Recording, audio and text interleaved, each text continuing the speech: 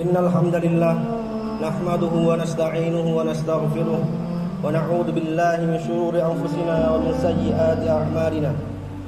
May yahdihillahu fala mudilla lahu wa may yudlil fala hadiya lahu. Asyhadu an la ilaha illallah wahdahu la syarika lahu wa asyhadu anna Muhammadan 'abduhu wa rasuluh la nabiyya wa la rasula ba'dahu.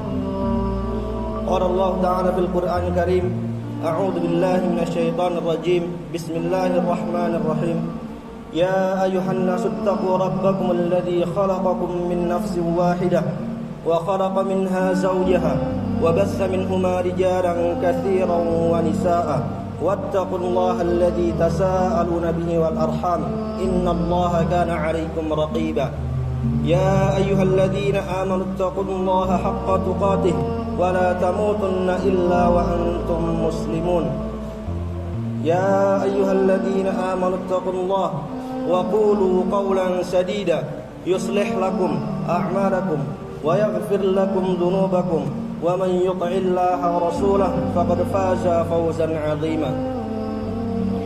Fa inna asdaqal hadits kitabullah wa khairal hadi hadi Muhammad sallallahu alaihi wasallam wa syarrul umuri muhdatsatuha wa kullu muhdatsatin bid'ah wa kullu bid'atin dhalalah wa kullu dhalalatin finnar.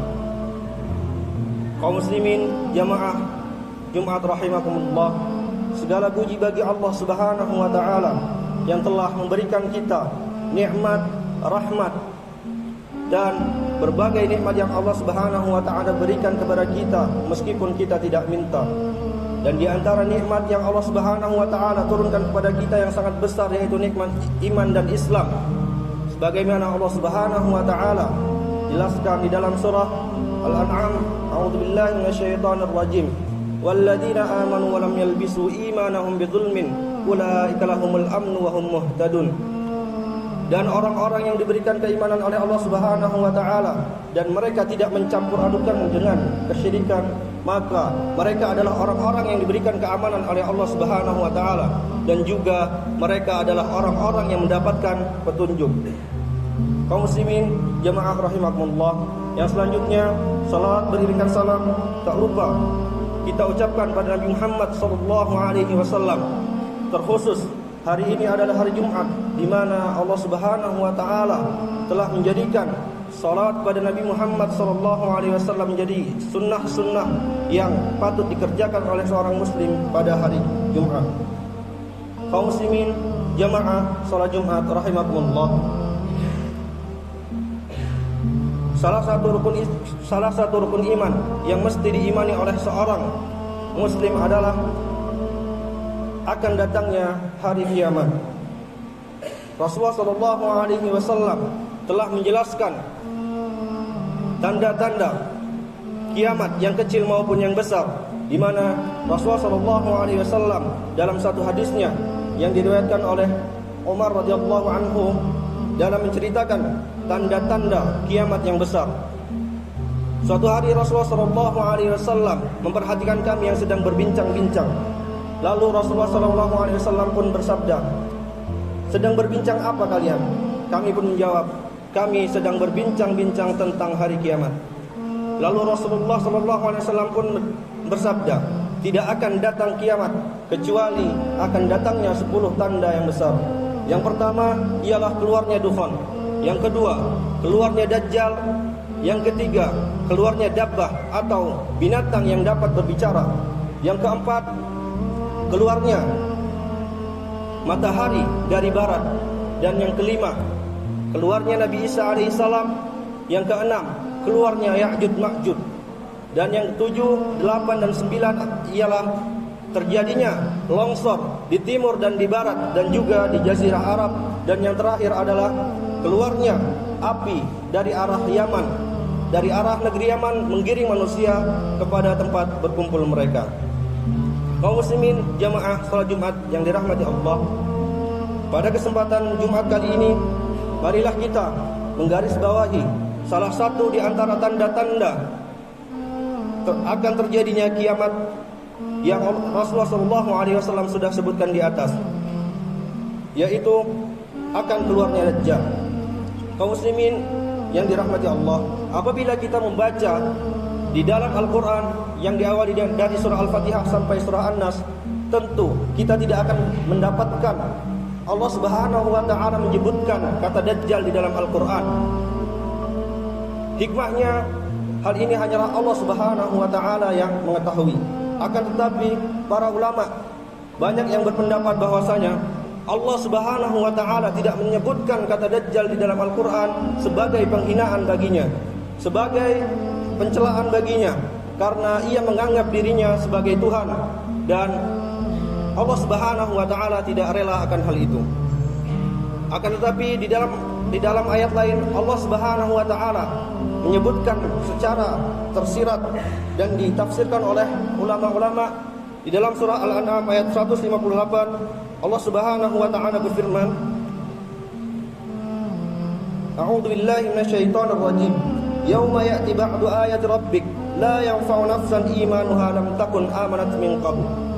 Pada hari di mana datang tanda-tanda atau ayat-ayat Allah yang pada hari itu tidak akan berguna lagi keimanan seseorang yang tidak beriman sebelumnya dan tidak melakukan amalan-amalan soleh. Para ulama menafsirkan dengan hadis Nabi SAW yang mana tidak berguna keimanan seseorang apabila telah turun 3 tanda kiamat besar. Yang pertama adalah keluarnya Dajjal, yang kedua adalah keluarnya Dabbah, dan yang ketiga adalah terbitnya matahari dari barat. Ketika matahari telah terbit dari barat, ketika Dajjal telah muncul, dan ketika Dabbah telah muncul, maka orang-orang yang kafir yang akan beriman pada Allah Subhanahu wa ta'ala, ia tidak akan diterima imannya.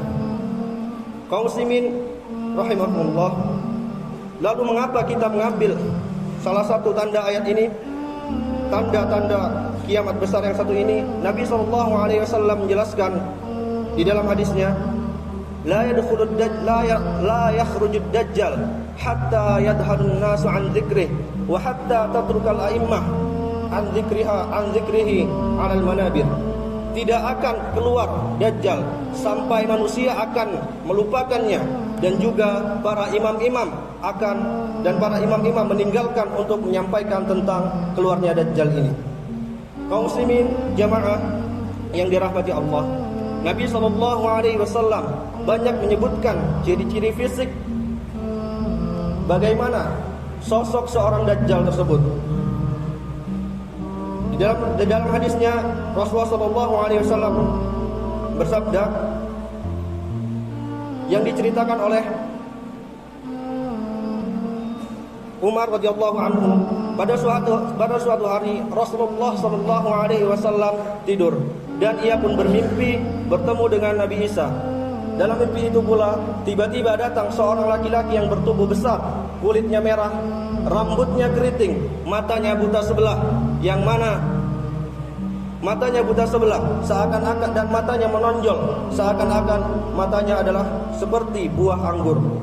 Kaum muslimin yang dirahmati Allah, di dalam hadis lain ketika Nabi SAW menjelaskan tentang tanda-tanda atau ciri fisik Dajjal, Nabi SAW bersabda, Innallaha ta'ala laisa bi'a'war, ala wa innal masihad Dajjal a'warul aini al-yumna ka'anna 'ainahu 'inaban qafiyah. Sesungguhnya Allah Subhanahu wa ta'ala tidaklah buta sebelah, akan tetapi Al-Masih Dajjal ia adalah buta sebelah kanannya, buta sebelah mata kanannya, dan seakan-akan matanya seperti buah anggur. Di dalam hadis lain Nabi SAW menjelaskan ciri fisiknya, matanya menonjol, rambutnya sangat keriting, dan juga keningnya lebar, dadanya bidang, dan juga badannya agak bungkuk. Kaum muslimin jamaah Jumat rahimakumullah, di antara tanda-tanda yang paling jelas yang akan diketahui oleh orang-orang yang beriman, yang akan diketahui oleh orang-orang yang beriman yang bisa membaca bahasa Arab ataupun tidak membaca bahasa Arab adalah di antara dua matanya terdapat tulisan kafir, seperti yang dijelaskan oleh Nabi SAW, wa inna baina 'ainaihi maktubun kafir, dan sesungguhnya di antara dua matanya tertulis kafir. Hadis riwayat Muslim dan Bukhari. Kaum muslimin yang dirahmati Allah, Orang-orang yang tidak memiliki keimanan kepada Allah Subhanahu wa taala tidak akan dapat membaca tulisan ini meskipun mereka berusaha untuk membacanya. Kaum muslimin yang dirahmati Allah, bahkan mereka akan menjadi pengikut-pengikut Dajjal yang akan mendukungnya dan mendukung fitnah-fitnah dari Dajjal tersebut. Kaum muslimin yang dirahmati Allah, apabila kita memperhatikan pada zaman sekarang atau pada zaman sebelum sekarang, banyak orang-orang yang mengaku nabi, banyak orang-orang yang mengaku dirinya mendapatkan wahyu, dan hal tersebut melenceng dari agama Islam. Namun mereka memiliki banyak pengikut yang sangat banyak, meskipun mereka tersesat dari agama Allah Subhanahu wa taala. Kaum muslimin yang dirahmati Allah, bagaimana jika datang Dajjal yang mana Allah Subhanahu wa taala berikan kepadanya kelebihan dapat menurunkan hujan, kelebihan dapat mengeringkan tanah yang subur, dapat menghidupkan orang mati dan dapat mematikan orang yang hidup. Bagaimana ketika kita bertemu dengannya? Na'udzubillah, tsumma na'udzubillah. Kaum muslimin yang dirahmati Allah, Nabi sallallahu alaihi wasallam juga memberitahukan kepada umatnya dari arah mana Dajjal ini akan keluar. Nabi sallallahu alaihi wasallam bersabda, "Ad-Dajjalu yakhruju min ardil masyriq yuqal lahu Khurasan."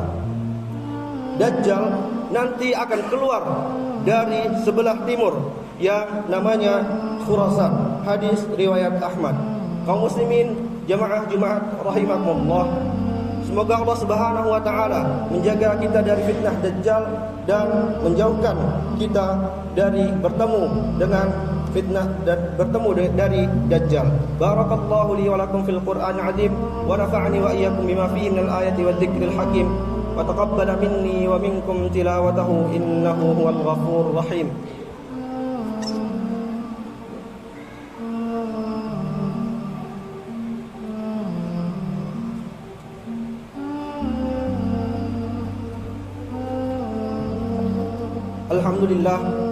Alhamdulillahilladzi arsala rasulahu bil huda wa dinil haqq liyudhhirahu 'alad din kullih wa kafaa billahi shahida. Asyhadu an la ilaha illallah wahdahu la syarika lah wa asyhadu anna Muhammadan 'abduhu wa rasuluhu la nabiyya wa la rasula ba'dah. Kaum muslimin jamaah Jumat rahimakumullah, Nabi sallallahu alaihi wasallam telah menyampaikan kepada umatnya supaya mereka berjaga-jaga dan berusaha agar terlindung dari fitnah Dajjal. Salah satunya ialah Nabi sallallahu alaihi wasallam mengajarkan doa kepada kita semua. Allahumma inni a'udzubika min 'adzabil qabr wa min 'adzabi jahannam wa min fitnatil mahya wa mamat wa min syarril fitnatil masiihid dajjal. Yang kedua ialah supaya kita terhindar dari fitnah Dajjal, hendaknya kita menghafal 10 ayat pertama surah Al-Kahfi sebagaimana yang Allah Subhanahu wa taala, sebagaimana yang Rasulullah sallallahu alaihi wasallam telah sabdakan, man hafidha 10 ayatin min awwal suratil Kahfi usima minad dajjal. Barang siapa yang menghafal 10 ayat pertama dari surah Al-Kahfi, niscaya dia akan terlindung dari fitnah Dajjal. Hadis riwayat Bukhari. Kaum muslimin jamaah rahimakumullah, yang terakhir ialah apabila kita ingin terhindar dari fitnah Dajjal, maka jangan sampai kita berangan-angan bertemu dengannya. Jangan sampai kita ingin menguji keimanan kita di hadapan Dajjal, karena Rasulullah SAW sudah mewanti-wanti di dalam hadisnya diriwayatkan oleh Abu Daud yang artinya, siapa yang mendengar Dajjal telah keluar, hendaklah ia menjauh darinya. Jangan mendatangi Dajjal. Demi Allah, sungguh ada seseorang yang mengaku dirinya beriman, akan tetapi ketika bertemu dengan Dajjal, maka ia menjadi pengikutnya. Kaum muslimin yang dirahmati Allah, itulah beberapa tips-tips supaya kita terhindar dari fitnah Dajjal yang Rasulullah SAW telah sampaikan. Semoga Allah Subhanahu wa taala menjaga kita dari fitnah Dajjal dan juga memasukkan kita ke dalam surganya Allah Subhanahu wa taala sehingga kita terbebas dari siksa neraka. Akhirnya marilah kita berdoa kepada Allah Subhanahu wa taala. Innallaha wa malaikatahu yusholluna 'alan nabi ya ayyuhalladzina amanu shallu 'alaihi wa sallimu taslima. Allahumma shalli 'ala Muhammad wa 'ala ali Muhammad kama shallaita 'ala Ibrahim wa 'ala ali Ibrahim innaka Hamidum Majid. Wa barik 'ala Muhammad wa 'ala ali Muhammad kama barakta 'ala Ibrahim wa 'ala ali Ibrahim innaka Hamidum Majid. Allahumma ighfir lil muslimina wal muslimat wal mu'minina wal mu'minat al ahya'i minhum wal amwat innaka sami'un qarib mujibud da'wat.